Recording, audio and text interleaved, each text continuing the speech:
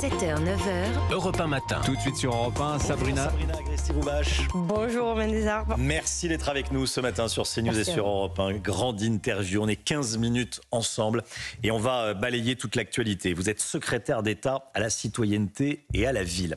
Je voulais tout d'abord vous entendre sur la décision du Conseil d'État qui a été saisie par Reporters sans frontières, qui est censé défendre la liberté d'expression dans le monde et qui demande que soient contrôlées et comptabilisées les opinions politiques des animateurs de la chaîne, CNews, de notre chaîne, de cette chaîne, les opinions des journalistes, des invités, comme s'il s'agissait d'hommes et de femmes politiques. Comment est-ce que vous jugez cette décision ? Alors écoutez, moi j'ai une position assez simple en réalité sur ce sujet. Déjà rappeler peut-être aux téléspectateurs et aux auditeurs que l'Arcom est une instance indépendante et apolitique. Et le Conseil d'État est là pour juger le droit. Donc dans une position, et je ne suis pas de celles et ceux qui se contredisent, j'ai toujours affirmé des positions très simples. Liberté de la presse absolue, liberté d'expression absolue, on a le droit de penser ce que l'on veut dans le cadre de la loi. Donc je vais laisser le Conseil d'État s'exprimer, faire son travail de Conseil d'État. Donc vous savez, je l'avais dit notamment sur d'autres textes de loi, dura lex sed lex. La loi est dure mais c'est la loi. Donc le Conseil d'État a été saisi, l'Arcom est une instance indépendante, apolitique, et je pense que ce n'est pas aux politiques de dire ce qu'il est bon ou pas d'entendre ou pas à la télé. Nous avons des instances vraiment qui savent faire ça, l'Arcom sait faire ça parfaitement. Et le Conseil d'État est saisi, bon là, notamment par Reporters sans frontières, c'est qu'ils ont dû juger que peut-être il y avait un problème de droit ou un problème de représentation d'opinion politique, peut-être plus pluriel, peut-être pas assez pluriel pour eux. Donc honnêtement, je les laisse faire leur travail très tranquillement, sans venir encore une fois perturber un débat qui me semble est assez glissant. Je crois que là, il faut prendre un peu de distance et les laisser justement faire ce qu'ils savent faire, regarder le droit, et en fonction de ce qu'ils diront, on pourra après commenter ou peut-être agir d'un côté comme de l'autre. Et le fond de ce débat touche à la liberté d'expression et à la liberté de la presse. Liberté qui est écrite sur tous les frontons des mairies de France. J'y tiens énormément. Et nous donc, comment est-ce que vous comprenez le fait que cette décision de Reporters sans frontières de s'attaquer à CNews ne concerne que CNews ? Écoutez, moi je pense que Reporters sans frontières, c'est juste pour rappeler, Reporters sans frontières, c'est une grande association de journalistes qui défendent la liberté d'expression au niveau mondial. Je rappelle quand même qu'à chaque fois qu'il y a un sujet, on fait quoi ? On muselle la presse. Donc, Reporters sans frontières est dans son rôle, selon moi, là je donne vraiment ma position, est dans son rôle. Elle saisit le Conseil d'État, qui lui-même va saisir l'Arcom. Donc, encore une fois, je ne suis pas Reporters sans frontières, je suis la ministre donc en charge de la citoyenneté et de la ville. Et je répète, et si des fois je n'aurais pas été assez claire, la liberté d'expression, c'est quand même le fondement de notre démocratie. La liberté d'expression, c'est le fondement de notre démocratie et de notre magnifique pays qu'est la France. Hommage national à Robert Badinter. Aujourd'hui, vous allez y assister.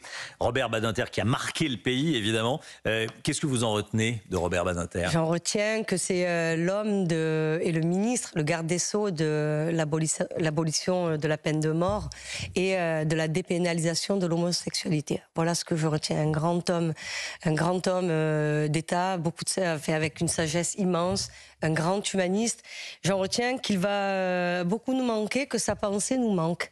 Il a été sa pensée nous manque. De l'abolition de la peine de mort en France. Et Dieu sait si à l'époque ça avait été, rappelez-vous, on parlait de l'INA juste avant, à quel point les débats ont été violents. Vous voyez, pour changer une société, pour changer un point de vue dans une société, parfois il faut passer par quelques combats très courageux, et il l'a fait, et encore une fois, il va beaucoup manquer à la France. Est-ce que c'est un acquis fragile, l'abolition de la peine de mort en France ? Est-ce qu'il faut encore convaincre les Français ou pas ? Non, moi je ne crois pas. Moi j'y suis extrêmement attachée.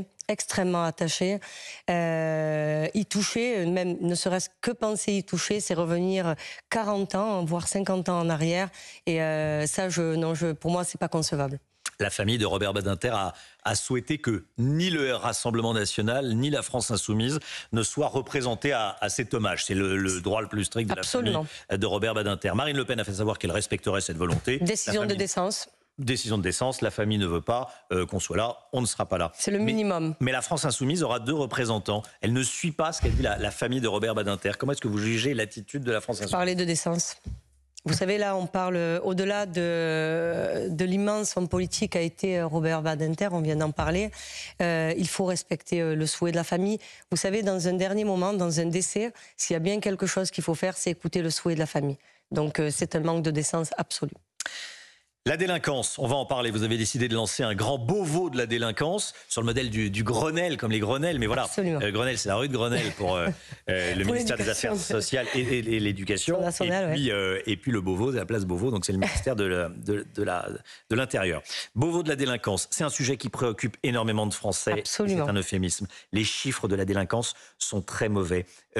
Concrètement, quelle va être votre méthode? Alors, j'ai une méthode assez simple. En quoi elle va être nouvelle? Qu'est-ce qui va faire que ça va fonctionner avec vous et pas ça va pas fonctionner avec les autres? J'espère, je l'espère. Alors, pourquoi? Parce que j'ai une méthode tout à fait simple. Alors, déjà, juste pour reposer les bases, dans mon portefeuille de la citoyenneté, puisque souvent on me pose la question, j'ai l'accueil des réfugiés. J'ai les demandeurs d'asile, j'ai la naturalisation, j'ai la laïcité, donc j'ai la prévention de la délinquance et la lutte contre la radicalisation. Donc ça fait beaucoup de sujets dans ce sujet citoyenneté. J'ai demandé et je vais le faire et ça fait partie quand même de la feuille de route que m'a fixé le Premier ministre Gabriel Attal et le Président de la République. De dire on va rénover la stratégie de la délinquance. Comment? Donc j'ai demandé à 25 préfectures, donc à 25 préfets, de consulter localement les élus locaux, les associations, les habitants, je le redisais. Je veux que les mesures de bon sens, je l'ai répété sur un plateau lundi, soient mis en haut de la pile. Et pourquoi? Parce que je ne veux plus, je ne le ferai pas, de décisions qui viennent de Paris et qui sont complètement déconnectées de la réalité de nos territoires. Je le répète encore, Marseille, c'est pas Paris, Paris, c'est pas Metz, Metz, c'est pas Lyon, et Lyon, c'est pas Brest. Donc, je pense que faire quelque chose dans la concertation avec les élus locaux, qui sont, eux, tous les jours au contact de nos concitoyens. Mais comme moi, je suis une fille de terrain, je le disais, je ne connais que la vraie vie. Et c'est que la vraie vie qui m'aide. Alors, comment est-ce qu'on peut changer la vraie vie des gens? C'est en s'y intéressant et c'est en les consultant. Donc, ce Beauvau de la délinquance, donc de la prévention de la délinquance, ça va être des mesures qui vont remonter, et j'en donne quelques-unes. Par rapport à nos jeunes, le Premier ministre l'avait rappelé, tu salis, tu nettoies, tu casses, tu répares, tu défies l'autorité, on t'explique comment respecter l'autorité. Donc c'est en réalité, donc il avait parlé des travaux d'intérêt éducatif et d'intérêt général pour les parents qui seraient défaillants. Encore une fois, je défends à chaque fois les familles monoparentales qui ne peuvent pas exercer l'autorité sur leurs enfants et qui justement n'arrivent plus à cadrer leurs adolescents, parce que là vraiment une mère seule avec des enfants. Une personne seule avec des enfants. Une personne seule avec des enfants. C'est souvent la mère. Souvent la mère. Dans la très très grande majorité, la mère, bien sûr. Bien sûr. C'est souvent les femmes qui portent ça. Et le père est où dans ces cas-là d'ailleurs? On ne peut pas demander parce que la responsabilité du père, parce que même bien si sûr, les enfants vivent avec des la parents, mère, rappelez-vous ce qu'avait dit le garde. On le connaît souvent. Le garde des Sceaux l'avait dit. Dans le post-émeute, qu'est-ce qu'avait dit Éric Dupond-Moretti dans le post-émeute? Notre garde des Sceaux avait dit une chose simple. Ce sont les deux parents, même si le parent ne vit pas avec l'enfant et qu'il ne s'en occupe pas, au niveau de la loi, il est responsable. Enfin, on parle de responsabilité parentale. Et sur ces mesures, moi, je compte vraiment mettre le paquet sur la prévention, notamment sur les conduites addictives. Parce que, je l'avais dit, sur la lutte contre le trafic de drogue, pas de consommateurs, pas de dealers. Regardez ce qui se passe dans les tribunaux à Marseille, par exemple, qui maintenant fait comparaître des consommateurs. Le président de la République avait demandé quelque chose, le paiement de l'amende forfaitaire délictuelle directement sur ceux qui sont sanctionnés et qu'on contrôle avec une détention de drogue. C'est une mesure, alors vous allez dire c'est à la marge. Non, c'est important de responsabiliser, important sur la prévention, important sur la prévention de la consommation, je parle. Moi, j'appartiens encore une fois, j'ai 47 ans, à une génération qui a eu affaire à de la prévention. On va être très concret. Tu casses, tu répares. Très bien. Comment ça se passe? Alors, tu casses, tu répares, c'est de ramener... Ce sont des beaux mots. Vous entendez la petite musique qui commence à arriver. Il y a eu l'effet waouh de la nomination de Gabriel Attal. Maintenant, les Français réclament du concret. Tu casses, tu répares. Comment ça se passe? Un gamin de 14 ans qui va casser un abribus, comment est-ce qu'il répare? La responsabilité civile des parents. Voilà, je vous réponds. Avec l'assurance habitation. Écoutez, à l'école, quand un enfant casse les lunettes du copain... On sollicite l'assureur. Absolument. Et donc maintenant, je pense qu'il faut aller vraiment sur cette voie-là, parce qu'on ne peut plus laisser des parents avoir des enfants qui saccagent tout sans les mettre devant leurs responsabilités. Je l'avais dit pour les parents, tu es responsable de ce que tu fabriques. Quand on fait des enfants, on en est responsable. Sauf dans des cas où, effectivement, les problèmes sociaux, les problèmes psychiatriques, les problèmes, on va dire, psychologiques, peuvent empêcher un parent ou des parents d'exercer leur autorité complètement sur les enfants. Et moi, dans tout ça, je dis quoi? Il faut poser des cadres. Maintenant, voilà, n'ayons pas peur des mots. Les jeunes, les adolescents, les réseaux sociaux ont complètement bouleversé leur perception du monde. Regardez ce qui s'est passé pendant les émeutes urbaines de l'année dernière. Enfin, moi, je suis quelqu'un tout à fait de pragmatique. Je suis moi-même maman d'une adolescente. Donc, les responsables des enfants, ce sont les parents. La première autorité que les enfants doivent avoir, c'est les parents. Ça ne doit pas être la police. Sabrina Vous m'étonnez qu'après le lien soit un peu distendu. Secrétaire d'État à la citoyenneté et à la ville. Sur les quartiers prioritaires. Sur CNews et sur Europe 1. Le constat, tout le monde le fait. En fait, ce qui est compliqué maintenant à mettre en place, et vous allez être jugé, vous et tout le gouvernement, sur normal. La réalisation de ces déclarations de volonté. J'ai annoncé des mesures fortes. La responsabilité civile des parents. Tu casses, tu répares, ça veut dire ça. Tu salis, tu nettoies. À un moment donné, si un enfant, un adolescent salit quelque chose, quand je dis salit, ça veut dire dégrade. Hein. On va utiliser les mots, c'est dégrade.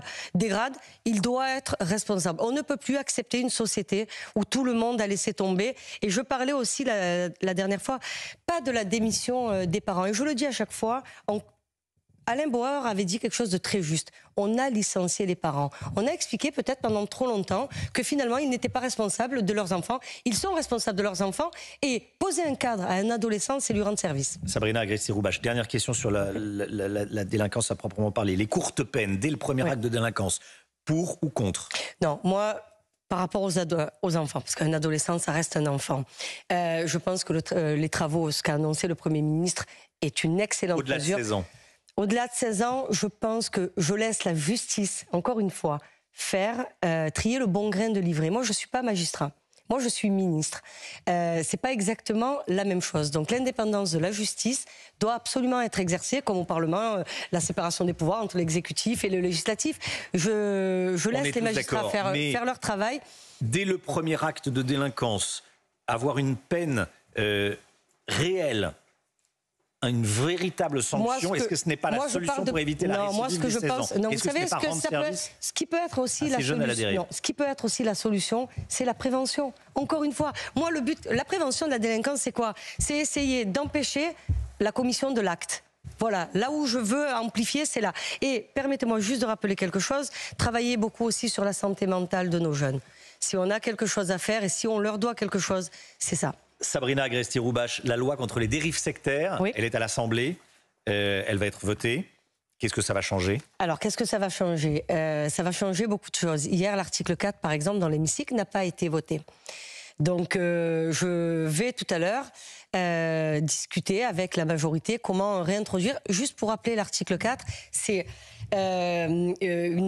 l'abandon. Alors c'est l'abandon de soins, donc la provocation à l'abandon de soins. Donc par exemple, quelqu'un est malade d'un cancer et vous avez un gourou 2.0 qui explique qu'il faut abandonner sa chimiothérapie. Et qu'en mangeant de la soupe, il sera sauvé. Et en mangeant de la soupe, il sera sauvé. Oui. Vous savez que 25% des dérives sectaires concernent la santé. Moi, je ne fais pas un texte pour me faire plaisir. Je fais un texte pour pouvoir agir sur la vie des gens et pour pouvoir aider justement toutes ces familles qui sont victimes de dérives sectaires. Et je rappelle juste un chiffre, entre 2015 et maintenant, donc 2024, 86% de plus de signalements sur le site de la Miviludes, la plateforme de la Miviludes.